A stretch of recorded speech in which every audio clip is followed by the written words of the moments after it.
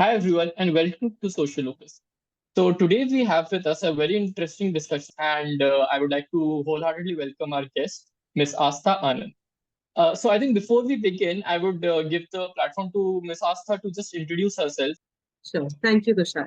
Hi, everyone. I am Astha Anand, and I am an author by passion. And or during my day, I'm a full-time IT professional as well. So I'm a security consultant by profession, and I have written about four books so far, solo self-published books. And I have also been part of a lot of anthologies where I have contributed and co-authored books. Currently, I'm also in the middle of doing a couple of podcasts and giving talks in different literature fests and events. So yeah, that's about me. And yeah, that's it. So okay, so first of all, welcome to the platform. And Thank you. I think the very first question that comes to my mind is from a security person like to writing poetry because I have like read a few. So how did this journey happen? Okay, I would say I was like a poet in the making since I was a child. So, and before I was a writer, I was a reader. So I used to read a lot as a child, and since then I had a dream of having my name on a book. So Yeah. I think that's where I developed the interest from, and of course I lost touch with that side of myself while pursuing my career and my education. But once I felt a little more comfortable in my academics, I reinstated my passion in writing, and now there are so many available ways of in which you can actually get published and put your work out there. There's more exposure. So then I thought, why not? Let me just go ahead and pursue this as a full-time thing. So yeah, that's how I moved into writing. But I've always meant to be, I think, a poet. So I think before we move on to the technical aspects, I would just Yeah. want to ask you like, what is your dream writing project? Okay. So yeah, I've always wanted to write maybe something like commentary or satire on the way society works, and probably give food for thought for society and people in general, whoever reads the book. So I guess that would be my dream project, to write a novel, a whole full story based on a commentary on how the society works. That would be my dream project. Okay, that's very interesting.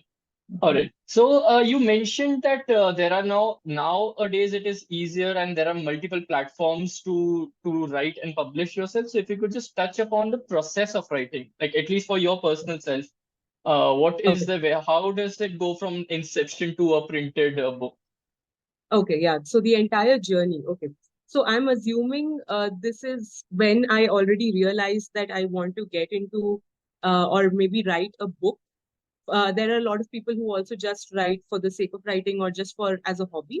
So initially, it starts always with that. No one just comes up with the idea like, let's start a book. Of course, if you're interested in writing, you'll ultimately probably want to put it into a book. So assuming that you have decided that you want to get your work into a book, a published book, at that stage, I would suggest what I did personally was have a theme. Like I had a theme in mind. So the first book that I wrote was majorly a mixed bag of poetry. So it was not on one particular theme, but it was a mixed bag of emotions that I wrote on. As I went into my third and fourth book, it became more and more focused on one particular emotion. So that's how my process of writing has changed. So now I focus on maybe one aspect of human emotions when I'm writing one book. So that's how I process it. So first I write down as many pieces or poetries or prose, whatever I can on that particular emotion, and then I sit down to filter out or choose from there on what can get into the book and what needs to be left out. Once that process is done, maybe a couple of rounds of editing that I do myself for poetry. And once all that is complete, my manuscript is ready. So then I start looking for who I want my book to get published via. So which publisher works best for me? There are a lot of self-publishing. There are a lot of self-publishing platforms available in the market right now. So there are many methods of publishing as well. So I have already researched it for the first time. I did a lot of research and a lot of time went into that as well.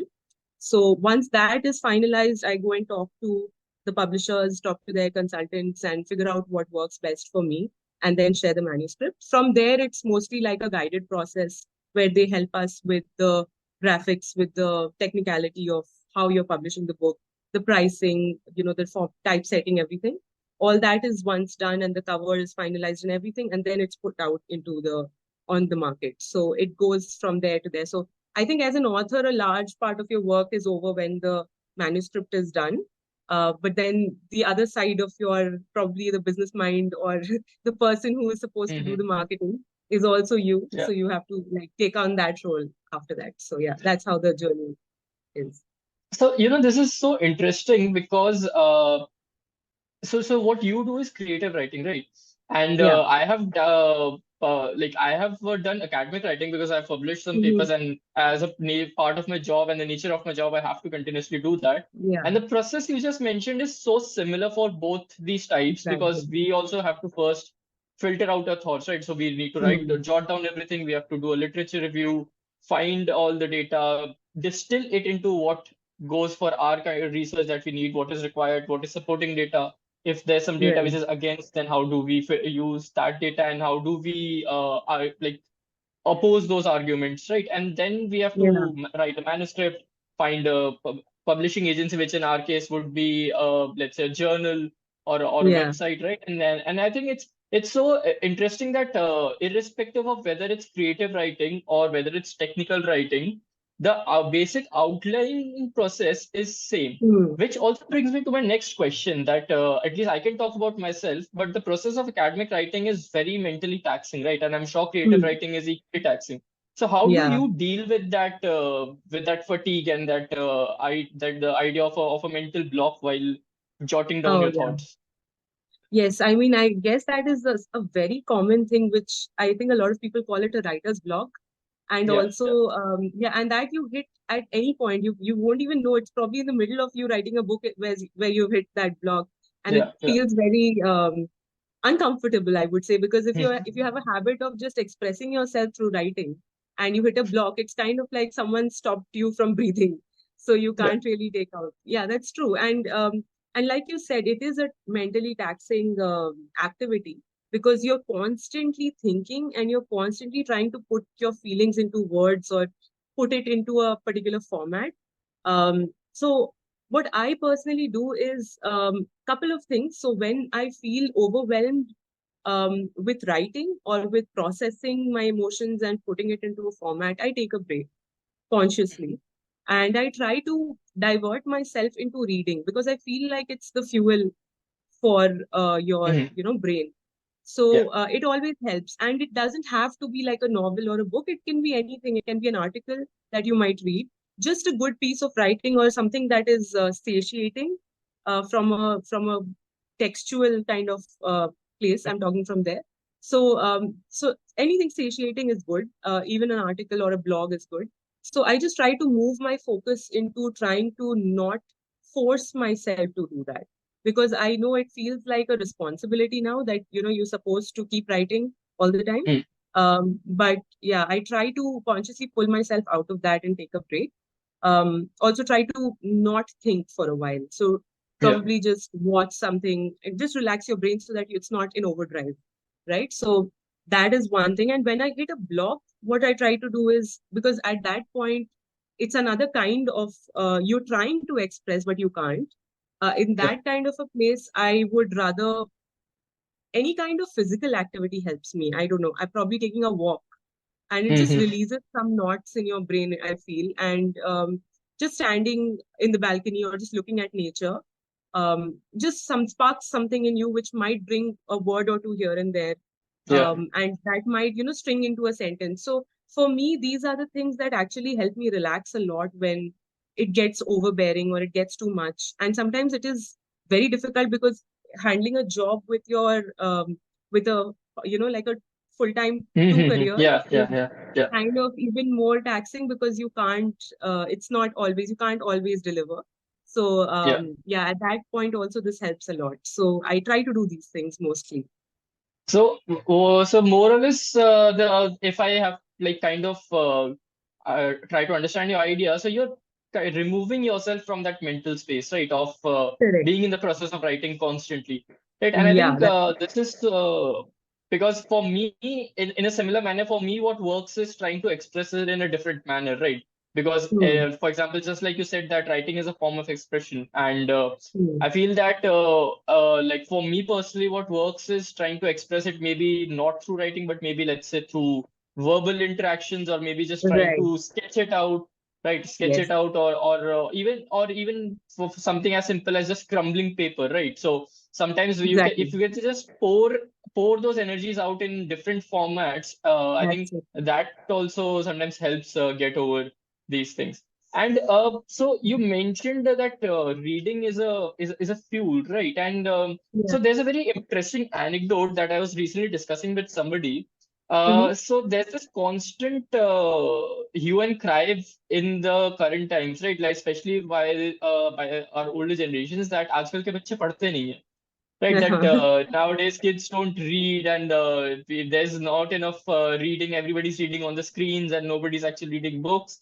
But Uh, uh, somehow, in my personal experience, and in I've talked to some of my friends as well who are good avid readers. Somehow, our experiences haven't really like corroborated that fact, because what we have observed, even while around us, is that there are people who are willing to read, and mm-hmm. especially young kids, they're willing to read. The sale of books is like at an all-time high. You go to any book Mm. fair and it's like filled and crowded.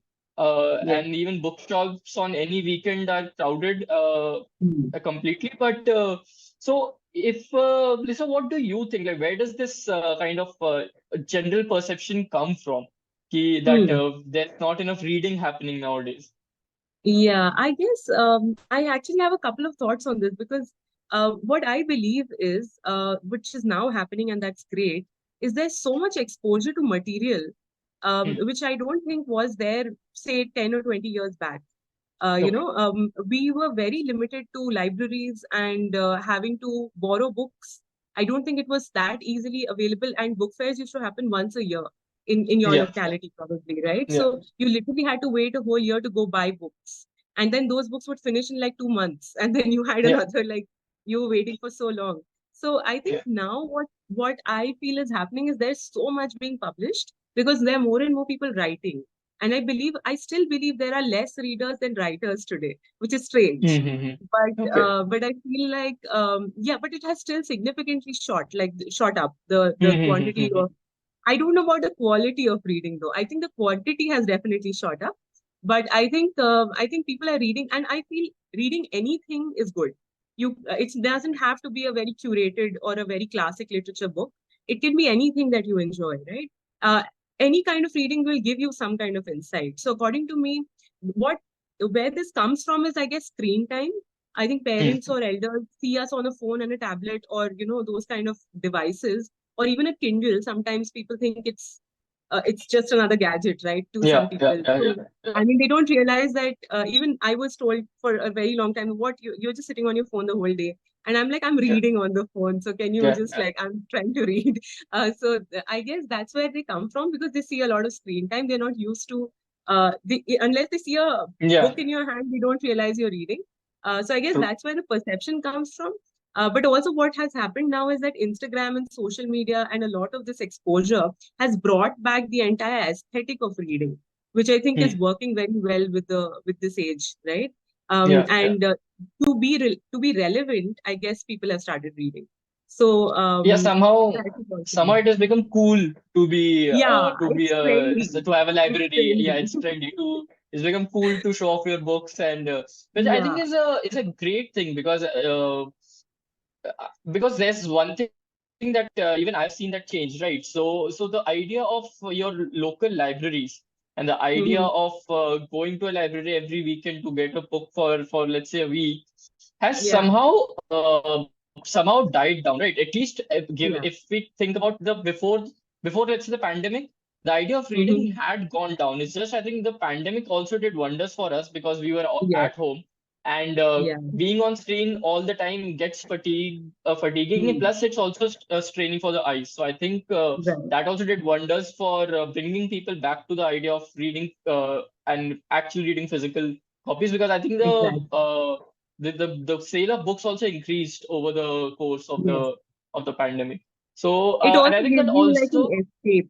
It gives you an yeah, escape yeah, and yeah, yeah. it's a travel. You can travel through books, right? So I guess that's what Yeah. also works. And I think that also helped with the idea of getting more writers, because you just said, right, that we now have Mhm. somehow have more writers than readers. But I think Yeah, being at home with your thoughts and not being able to talk or express it with anybody, I think writing was that outlet for a lot of people. And I exactly. think many people did realize that, okay, so this is something that they are enjoying. And Yeah, because we have more accessible platforms to get published nowadays, I think that it overall does. resulted in this trend of more Yes, writers, right?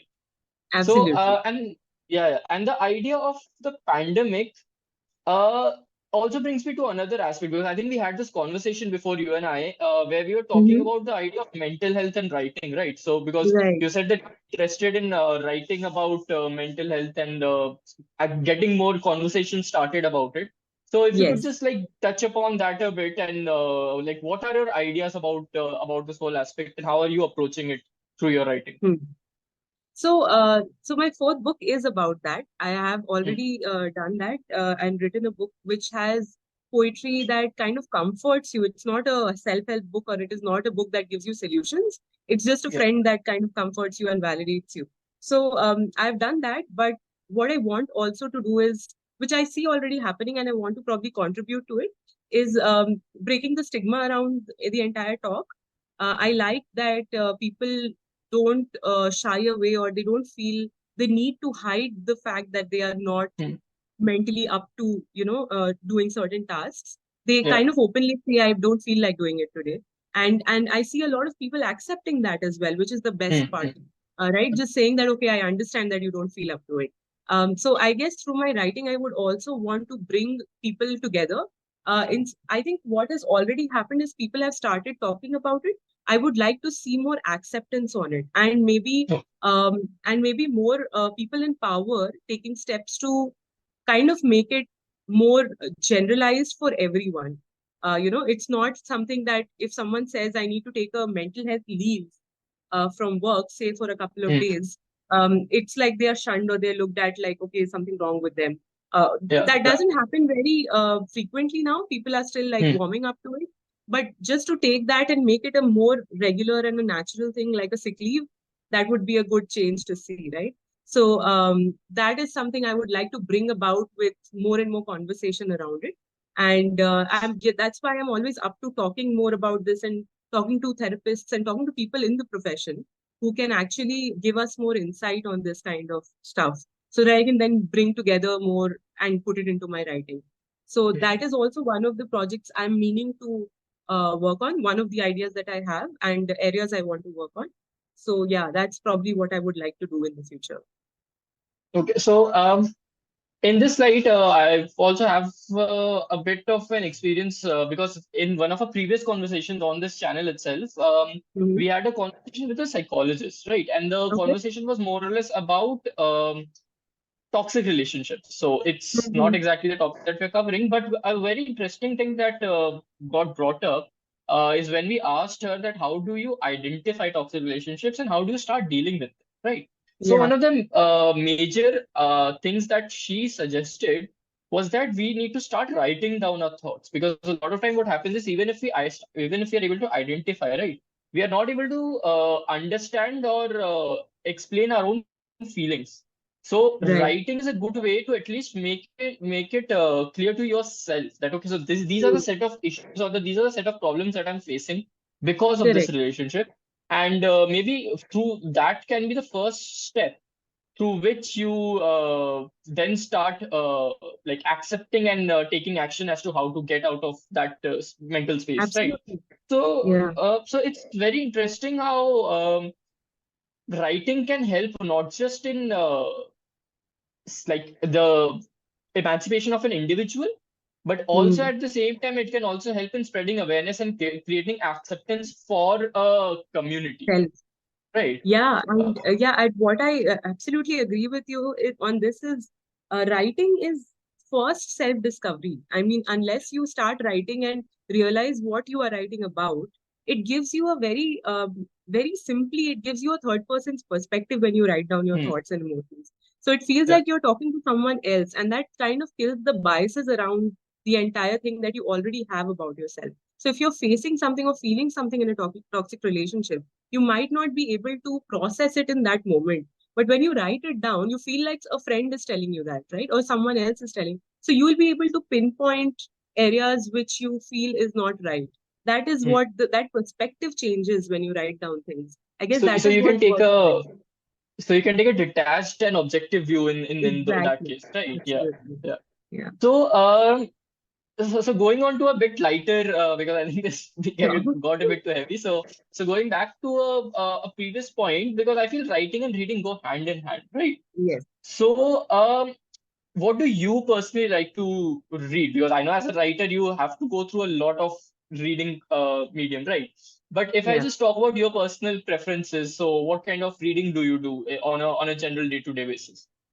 Okay. So, see, my personal favorites would be a crime thriller. Yeah. But I would like to, I mean, I like it in set up in probably an older era. So I like Okay. books which have probably maybe a horror element or a thriller element to it. Okay. So those are my favorite kinds. I have always been an Agatha Christie fan, so that's where it comes from.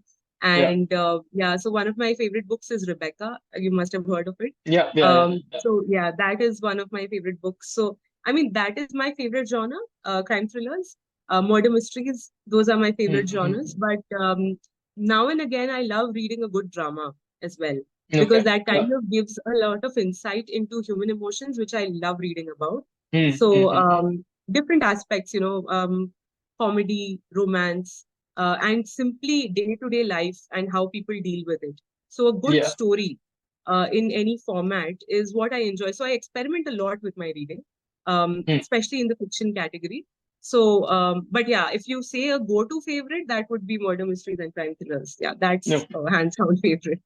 Yeah. Okay. So and how has your reading developed over the time, and how has it affected your writing? Okay, so yeah, I guess reading has definitely, I have seen myself picking up books which I wouldn't have imagined looking at, Mm. because used to be very particular about what I like to read, and I've become Yeah. very experimental now, especially with the exposure I've gotten through self-publishing to a lot of books, Yeah. which I guess there's a notion of it not being up to a good quality. A lot of self-published books people think are not very good because they are not like, notarized by a established Yeah. Yeah. publishing house, right? Yeah. So, Yeah. but that's not true. So a lot of self-published books that I have come across have been amazing. So what that has opened up my viewpoint towards is that you could try new things and you might just keep enjoying reading them. So that's how it's changed, and I've now picked up a lot of different kind of books and I've enjoyed reading them. And I've started reading a lot of poetry, which I earlier used to not. I was a hardcore novel fiction person, Yeah. but now I read a lot of poetry and prose and essays as well. So that has changed, and what that has given me is it's like it's opened up a whole rainbow of options on what you can write better. It's something that you don't realize, but when you sit down to write something and when you go back to your piece, you realize Yeah. that, oh, it's coming from something that you had read earlier. You don't realize, but Yeah. it's imbibed in your writing. So I guess Okay. better vocabulary, better sentence structure, the more you read, somehow magically the command over your language and over your writing, in general, story structuring has just gets better. So I feel like the more experimental I've become with reading, the more stable I've become with my writing. So that's how the journey Okay. would be. So it's a bit of a kind like a unstable kind of a ground that I want to tread on. So There is this notion, right, that about languages, right? Like somehow we consider English and yeah, being able to read and write in English as being especially the newer generations as being I won't say better or superior, but that's the kind of terms that are being used, right? Like we compared to using a regional dialect or a regional language, right? So absolutely.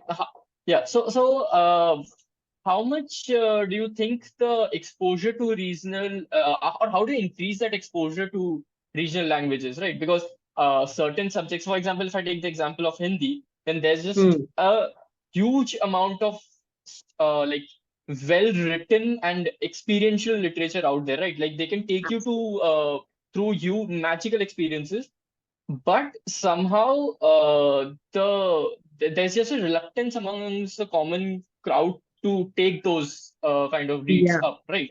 So, could you just like, what do you think can be done in that aspect so that we can increase that kind of reading capability? Yeah, I think it's a very good it's a very good point to think about because it is a conditioning, nothing more than that. Yeah, Because yeah. if you actually go and look at it, Hindi and Urdu, at least out of all the languages I know and I prefer to read, there's Hindi and Urdu, which I know for sure has a lot of Mm-hmm. good literature apart Yeah. from English. But the problem is that we've only been taught or conditioned or have developed a habit of reading a Mm-hmm. certain kind of language. And I'm sure all the regional languages have amazing. So Yeah. I would say that the best way to go about it would be maybe start with translations.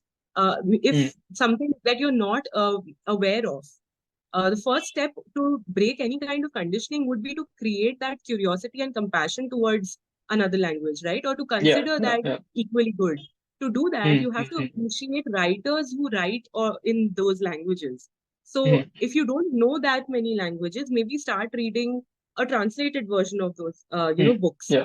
It may, Yeah. and of course, when you read it, you come with the acceptance that it may not be of the same fabric because in Mm. translation there is something that you lose, Yeah. but Yeah. Yeah. still, at least the storyline, the thought process, that is something you will start appreciating, right? And I guess more and more exposure in the sense of get more or try attending if people are interested in this or how to generate Mm-hmm. interest. Probably go and listen to these people talk.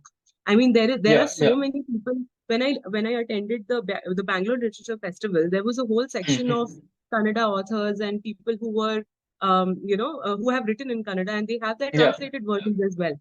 But to hear them on stage talk about their book kind of gives you such Mm. a good insight on how good Yeah. writers, like how they are so amazing at their work.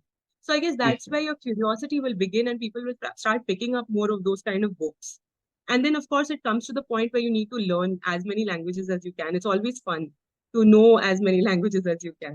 So I guess that would be the starting point. That's where we can start probably. I think what's interesting here is that we as Indians, or at least most Indians, we are at the minimum bilingual, right? Yeah, At least those belonging to metropolitan cities, at the yeah, very minimum, we are bilingual, can be trilingual, or and that's not yeah, even and we more. learning them like that you have been forced to learn them. It's just how you have been Yeah, brought up. Because by nature exactly. we learn both Hindi and English, and if you have a different mother tongue other than those two languages, then you're Yeah, trilingual by default.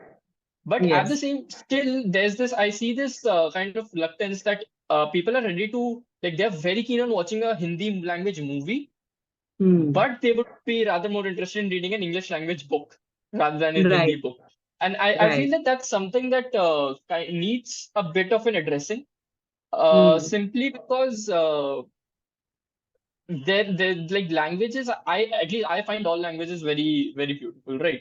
And just like you Absolutely. mentioned, I think Urdu has also been kind of informally crowned as one of the most beautiful languages. It's just Yeah. has that, and it's so much so that we don't even realize how many of those Urdu words that we're using in our everyday Hindi language, right? And Actually, so yes. it's a shame that we don't like those languages have so many books, but they don't get read, right? Yeah, that's so And yes, and we have like these movies that are being made in big budget movies in Hollywood or big budget movies in Bollywood that are being adapted from these books, and yeah. the original work not getting a lot of credit Enough or a lot of traction. exposure. Yeah, Exactly. and that's Exactly. I feel that's a tragedy on That's our very end, sad. That's right? very sad. Yeah, And now that you say it, there's one more thing that just came to my mind is I guess one more way to do this would be through poetry because a lot of people don't have the patience to sit through a book. yeah, yeah, I mean, that's the reason why they would choose to watch a movie that rather than read a book. So yeah. probably they could, or even I feel like they can just start picking up poetry in different languages and try reading that. that could also be a good initiation towards that kind of mindset. Okay, so I think before we conclude, I would just want to ask you that could you, like, for example, let's say if within our audience there might be budding writers, right? So what would be your advice to them as to how to start this journey? Because even I personally know a lot of people who have this aspiration that you Mhm. want to write a book, but they don't know how to start. So what would Okay. be your advice to us? Okay. I guess there are a couple of things on the personal front. I would always say that never get disheartened or never compare yourself to other writers or anyone, especially in an art field or anything creative. I don't think there's any comparison. Everyone has their own unique language and taste. So go ahead and keep writing. That's the first thing to do. And secondly, when you're thinking about writing a book, there are certain aspects that you should be very clear about now that it is a more established kind of a area where people can talk about it. I guess start with trying to put out a little bit of your work, because if you're planning to publish it, definitely you want people to read it. So I would say try out samples, use the various handles that are available, and see if there is enough or the kind of interaction you're getting or the kind of response you're receiving, so that in that way you can kind of judge your audience, because Hmm. everyone might not have the same taste, but then you will Yeah. have your own niche of audience who will love your work. So then you Yeah. know who exactly to target and who to write for. That will give you a better direction and make you a better writer as well. Hmm. So yeah, that would be one of the places to start. Maybe start sharing your work as much as you can. Yeah. Okay. So I thank you, Asa, for taking our time and for like such a wonderful conversation. And I Thank hope you so that much. our viewers have enjoyed this conversation and have some nuggets of wisdom to take away from it, as well as it might hopefully encourage our viewers to read more and a lot of them to also start writing. So I thank all the viewers who have stayed with us till the end, and please go and check out Aska's books. They're out there in the market right now. If you enjoyed that conversation, then do subscribe to our channel and hit the like button. That would be really encouraging for us.